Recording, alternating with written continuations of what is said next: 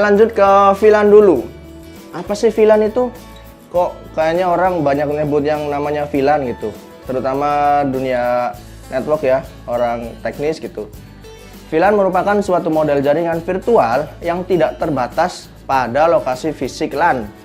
Nah, VLAN berada pada suatu LAN sehingga dapat berkomunikasi seperti halnya bila perangkat tersebut terhubung ke jaringan yang sama. Contoh di sini ada 3 lantai ya. Di situ ada VLAN 2, VLAN 3, VLAN 4. Nah, fungsi VLAN ini adalah untuk membagi jaringan yang seumpamanya mereka tidak membutuhkan ya. Contoh IT, pastinya HR nggak mau dong filenya akan diterima oleh IT gitu ya. Itu kan rahasia perusahaan. Nah, jadi paket tersebut akan dikirimkan kepada HR aja gitu. Lah, kenapa kok nggak pakai router aja gitu? Nah, di sini. Ini switch juga bisa, kelebihannya juga bisa buat cut cost gitu ya, memotong pengeluaran gitu ya. Karena adanya switch ini bisa membagi tanpa harus membeli router yang mahal gitu ya. Oke, kita lanjut. Ada jenis-jenis VLAN. Ini ada default VLAN. Default VLAN ini terdapat di switch yang manage ya, yaitu VLAN 1. Ini terjadi di layer 2 dikaitkan dengan VLAN 1. Contoh di sini ada switch, saya menggunakan switch Cisco ya. Jadi untuk komennya seperti ini, show VLAN brief. Lalu akan keluar VLAN 1 name default.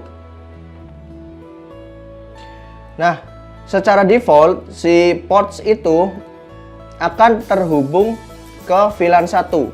Nah, VLAN 1 ini apa sih? Nah, kita akan lanjut buat pembagian jenis-jenis VLAN berdasarkan kelasnya.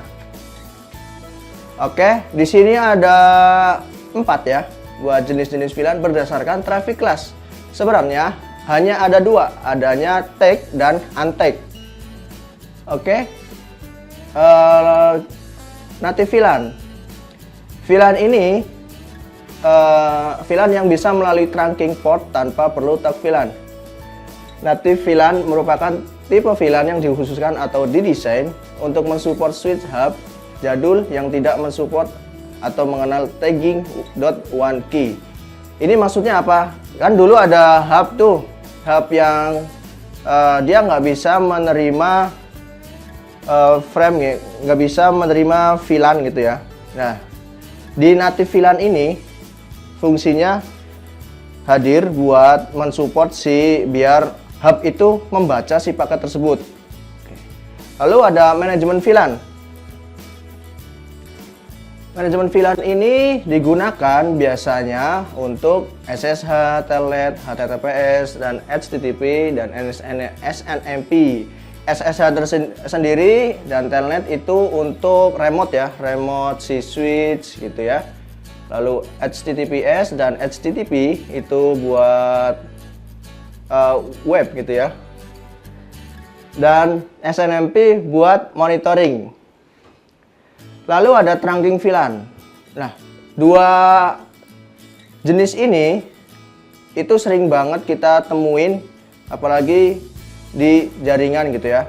Ada trunking, ada akses VLAN. Nah, bedanya adalah si trunking itu mampu membawa banyak VLAN.